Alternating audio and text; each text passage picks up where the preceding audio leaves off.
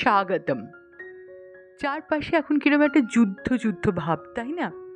সমস্ত খবরের কাগজে, টিভির নিউজ চ্যানেলে, সব জায়গায় যুদ্ধ নিয়ে নানা রকম খবরাখবর, উত্তেজিত আলোচনা। 1971, 1965 বারবার উঠে আসছে মানুষের স্মৃতিতে, আলোচনায়। তাহলে আর একটু পিছিয়ে গিয়ে দ্বিতীয় বিশ্বযুদ্ধের সময়কার একটা মজাদার গল্প শোনা যাক আজ, লীলা মজুমদারের কলমে। শুরু করছি লীলা মজুমদারের কলম সর্দার। আমার ছোট ঠাকুরদা বললেন, ভূত ফুত কিছু না, কেন যে পাঁচির মা রাতের ছাদে গিয়ে কালো কুকুরকে অদৃশ্য হয়ে যেতে দেখে ভয় পেল, আমি ভেবেই পেলাম না। ভূত আবার কি, বুঝলি? গত দ্বিতীয় মহাযুদ্ধের সময় বোমার ভয়ে কলকাতা শহর ভোঁ ভাঁ। রাতে পাড়ার মধ্যেও থমথম করে, বাড়িতে থাকলে বাইরে যেতে ভয় করে, আর বাইরে থাকলে অন্ধকারে খালি বাড়িতে ঢুকতে ভয় করে। ভয়টা শুধু জাপানি বোমার ভয় নয়, চুরি, ডাকাতি, নিখোঁজ হওয়া, সব রকম ভয় ছিল লোকের। খানিকটা সত্যি, খানিকটা মন করা। সে একদিন গেছে, পাছে শত্রুদের বোমারুরা আলো দেখতে পেলে ঠিক জায়গাটাতে বোমা ফেলে, তাই আলো দেখানো বারণ ছিল। আলো দেখালে পুলিশে ধরতো। সবার দরজা জানলা বন্ধ, মোটা কালো পর্দা দিয়ে ঘেরা। আলোর চারদিকে কালো কাগজের ঘেরা টোপ। শুধু বাতির তলায় একটুখানি আলো পড়ে, আর বাকি সব অন্ধকার। পড়াশোনা, কাজ কর্ম সকলের মাথায় উঠেছিল। রাত 8টার পর বাইরে বেরুতে হলে পারমিট দরকার হতো। তবে আমার কথা আলাদা, আমি নতুন পুলিশে ঢুকেছি তখন। আমাদের শুধু মিলিটারি বানিয়ে দিয়েছে। জানিস নিশ্চয়, যারা নতুন পুলিশে চাকরি নেয় তাদের দিয়েই সবচেয়ে বিপজ্জনক কাজ করানো হয়। কারণ দক্ষ দুঁদে লোক মরে গেলে বেশি ক্ষতি হয়। সে যাই হোক, আমার ওপর 24 ঘন্টা কালীঘাটে খানা তল্লাশির ডিউটি পড়ল। কুখ্যাত চোর গুন্ডা কলম সর্দারকে খুঁজে বের করতে হবে। মেলা সোনাদানা নিয়ে সে ফেরারি হয়েছে, অথচ পুলিশের মহলের খবর যে সে শহরের মধ্যেই কোথাও গা ঢাকা দিয়েছে, সম্ভবত কালীঘাটে কি খিদিরপুরে কি চেতলায়। এমনিতেই কলমের পিছু নেওয়া মানে প্রাণটি হাতে নিয়ে বেরুনো, তার উপর খাঁ খাঁ খালি কালীঘাট মানেই ভূতের হাট। সত্যি বলতে কি, আমি খুব সাহসীও ছিলাম না তখন। সঙ্গে একটা লোক পর্যন্ত দেয়নি আপিস থেকে। সুখের বিষয়, কলমের মোটা বেঁটে কদম ছাট চুলওয়ালা চেহারা দূর থেকেও চেনা যেত, সাবধানও হওয়া যেত। বড় সাহেব বলেছিলেন, বামাল ধরতে পারলে এক্ষুনি প্রমোশন, নচেত। এই অবধি বলে বড় সাহেব আমার দিকে তাকিয়ে একবার দাঁত কিড়িমিড়ি করলেন। আমি জিভ দিয়ে শুকনো ঠোঁট ভিজিয়ে নিয়ে উত্তর দিলাম, হ্যাঁ স্যার, ধরে আনছি স্যার। বড় সাহেব আমায় 3 দিন সময় দিলেন। আসলে কালীঘাটে তদন্ত করতে আমার খুব বেশি আপত্তি ছিল না। ওইখানে খালের ধারে আমার বন্ধু জগা, ওর বাড়ি।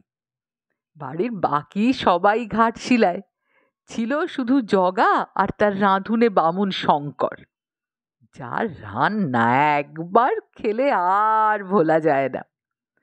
ঠিক করলাম ওদের বাড়িটাকেই তদন্তের হেডকোয়ার্টার্স করতে হবে।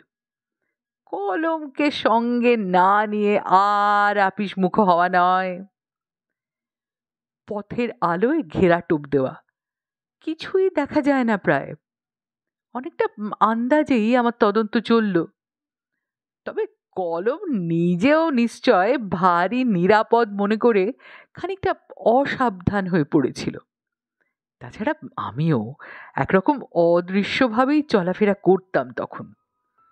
আগা গোড়া কালো পোশাক, পায়ে কালো রবারের জুতো, আর আমার মাথায় তখন কালো কুচকুচে চুলও ছিল। কালো রবারের জুতোর জন্য প্রায় নিঃশব্দে চলি।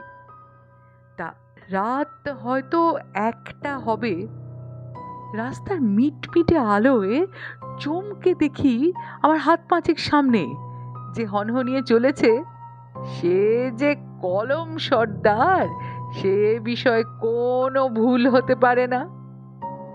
সামনেই প্রকাণ্ড পুরনো বট অশ্বত্থ ছাওয়া আমলা বাড়ি।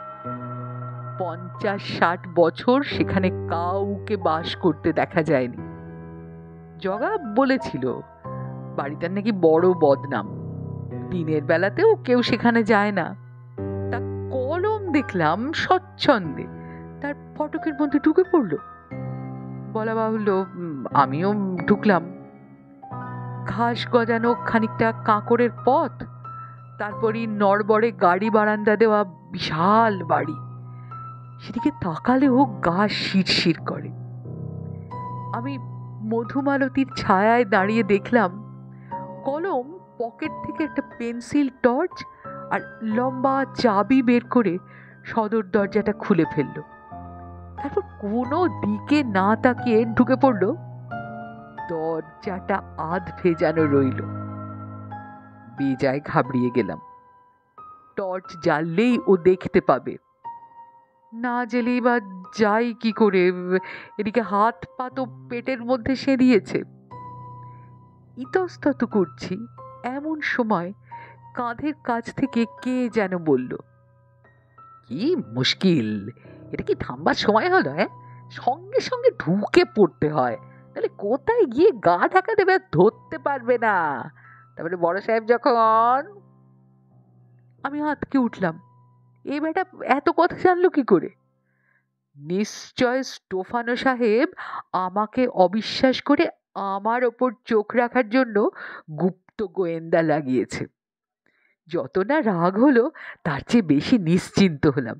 যাক, ভূতের বাড়িতে তাহলে একা ঢুকতে হবে না।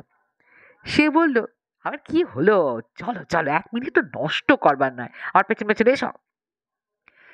একরকম বাধ্য হয়েই ঢুকে পড়লাম। ভীষণ অন্ধকার। কলম নিজেকে নিরাপদ ভেবে বেশ দুমদাম শব্দ করে ঘুরে বেড়াচ্ছিল। 3 তলায় তার টর্চের আলো দেখতে পেলাম। তা আমার সঙ্গে সেই লোকটা বলল, রে ও বেটা ওই ছাদের নিচের চোরা কুঠুরিতে সেঁধিয়েছে। তা যাক, সিঁড়িটা না তুললেই হলো। তাহলে ঠুক করে একটা দরজা বন্ধ হবার শব্দ, তারপর চুপচাপ ঘুটঘুটে অন্ধকার। লোকটা বলল, কি হলো, তোমার সঙ্গে আলো নেই? এবার নিশ্চিন্তে টর্চ জ্বালালাম, যতটা সম্ভব ভালো করে আমার এই গুপ্ত গোয়েন্দাকে দেখে নিলাম। কালো তাল ঢ্যাঙা, কপালের মাঝখানে তিলকের মতো কাটা দাগ, পরনে পরিষ্কার সাদা ফতুয়া, ধুতি, গলায় পইতে, পায়ে বিদ্যাসাগরী চটি। বাড়ি ময় 3 ইঞ্চি পুরু ধুলো জমেছে, তাই এই লোকটার চটির শব্দ পর্যন্ত শোনা গেল না। ধুলোর নিচে মনে হলো মার্বেল পাথরের সিঁড়ি। নিঃশব্দে 3 তলায় উঠলাম। লোকটা আমাকে হলঘরের পাশে একটা ছোট ঘরে নিয়ে গিয়ে ছাদের কড়িকাঠে ঠেকানো লম্বা একটা কাঠের মই দেখিয়ে দিল। ছাদটা প্রায় 25 ফুট উঁচুতে হবে। পাশ থেকে লোকটা বলল, ওই যে ওই মইয়ের মাথায় ওই দেখো ওই চোরা কুঠুরি, ভালো করে দেখো, ওইখানে গোল ঢাকনির মতো দরজা, ওই দরজা ছাড়া আর পথ নেই। তবে হ্যাঁ, ওদিকে ঘুলঘুলি দিয়ে হাওয়া ঢুকে দম আটকে মরেও যাবে না। যাও, চটপট সিঁড়ি বেয়ে ওঠো দেখিনি, কড়ি কাঠের আড়ালে হুড়কো আছে, ওটা টেনে দিলেই খাঁচা বন্ধ। তারপর থানা থেকে লোকজন বন্দুক এনে ধরে ফেললেই হলো। আমি বললাম, বড্ড উঁচু যে, আপনার তো সব চেনা জানা, আপনি উঠলেই ভালো হতো না? লোকটা মুখ চেপে হাসতে লাগলো। কি যে বলো, আমি উঠবো ওই সিঁড়ি বেয়ে, তাই হয়েছে। নাও নাও উঠে পড়ো, চেষ্টা দেরি হয়ে যাবে। সত্যি উঠলাম, হুড়কো টানলাম, সঙ্গে সঙ্গে দড়াম করে দরজার ওদিকে ওই চোরা দরজার ওপর ভারী কিছু পড়ল। ভয় পেলাম, ভেঙে যাবে না তো? আরে না না, এ লোহার তৈরি। এবার নেমে এসো সিঁড়ি দিয়ে নিচে, চলো। 25 ফুট উঁচুতে থাকুন, বাচ্চাধন আটকে থাকুন। মই কাঁধে তার সঙ্গে একতলায় এসে সিঁড়ির পিছনে মই রাখলাম। তারপর সদর দরজা দিয়ে বাইরের পরিষ্কার অন্ধকারে এলাম। লোকটাও আমার সঙ্গে বেরিয়ে এসে দরজাটাকে ঠেলে ভেজিয়ে দিল। তারপর বলল, চলো থানার দিকে এগুনো যাক। আমি বললাম, আচ্ছা স্যার, আপনি এই চোরা কুঠুরির কথা জানলেন কি করে? এখানে আরো এসেছেন অনেকবার নাকি? সে খুব হাসলো উত্তর, হাসিনি আবার, 1000 বার এসেছি। তো তোমার সাহায্য ছাড়া এটাকে ধরতে পারছিলাম না। এবার বুঝবে ঠেলা, বুঝবে। কিছু মনে করবেন না স্যার, আপনিও কি পুলিশের গুপ্ত গোয়েন্দা? সে বেজায় রেগে গেল। হ্যাঁ, গুপ্ত গোয়েন্দা? আরে ছো ছো ছো, আমি সর্বদাই পুলিশ পুলিশ এড়িয়ে চলি, বুঝলে? পুলিশ বললাম বলে আবার চটে যেও না জানো। তুমি তুমি কিন্তু বেশ চালাক। হ্যাঁ, একটু খুশি না হয়ে পারলাম না। তবে কি কলম আপনারও জিনিস সরিয়েছে নাকি? নাকি আপনি প্রাইভেট ডিটেকটিভ? ততক্ষণে থানায় পৌঁছে গেছি আমরা। লোকটি বলল, মোটেই না, মোটেই না। ও ব্যাটার ছেলে কাগজ না কলম সে খবরও আমি রাখি না।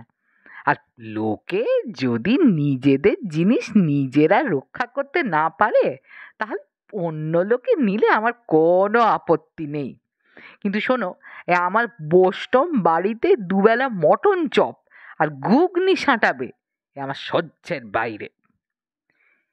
এই বলে সে লোকটা আমার চোখের সামনে হাওয়ায় মিলিয়ে গেল। থানার ক্ষীণ আলোয় আমি স্পষ্ট দেখলাম, আমিও ঝুপ করে মূর্ছা গেলাম। পরে শুনলাম বমাল সমেত কলম গ্রেপ্তার। আমি জিজ্ঞাসা করলাম, স্যার আপনারা কি করে ধরলেন? আমি তো কিছু না বলেই অজ্ঞান হয়ে গেছিলাম। থানার ওসি বললেন, কেন, আপনাকে পড়ে যেতে দেখে ওই কে একজন লম্বা কালো ভদ্রলোক অন্ধকার থেকে বেরিয়ে এসে সব কথা বললেন তো? আমাদের লোকেরাও তক্ষুনি বেরিয়ে গেল। বেশ মজার, বুঝলেন ভদ্রলোক। আপনার যথেষ্ট যত্ন হচ্ছে না বলে খুব রাগ দেখালেন। বললেন 60 বছর আগে হলে নাকি এরকম অযত্ন হতো না। এ বলে হন হন করে বেরিয়ে গেলেন। কোথায় কি রিপোর্ট করবেন টরবেন ভেবে আমিও তাড়াতাড়ি বেরোলাম, কিন্তু কাউকে দেখতে পেলাম না। এইবার দরজার কাছ থেকে থানার বুড়ো চৌকিদার বলে উঠল, দেখবেন কাকে স্যার? হ্যাঁ, ও কি দেখার মানুষ? 50-60 বছর ধরে ভূতের বাড়ি আগলাচ্ছে। ও কি জেসে নাকি? হ্যাঁ, কপালে একটা কাটার দাগ ছিল তো? হ্যাঁ। আমি বললাম, হ্যাঁ ছিল ছিল বলেই আবার মূর্ছা যাচ্ছিলাম, কিন্তু এমন সময় আমার খাবার এসে গেল, মূর্ছা গেলাম না আর। গল্পটা এখানেই শেষ। শিগগিরই নতুন গল্প নিয়ে আসছি। আপনার কীরকম লাগলো যদি জানান, নিচের কমেন্ট বক্সে আমাদের ভালো লাগবে। আপনার কোনো সাজেশন থাকলে দয়া করে সেটাও জানাবেন। আর প্রত্যেকবারের মতো মনে করিয়ে দিচ্ছি, ভিডিওটা লাইক করার কথা, চ্যানেলে সাবস্ক্রাইব করবার কথা। ধন্যবাদ।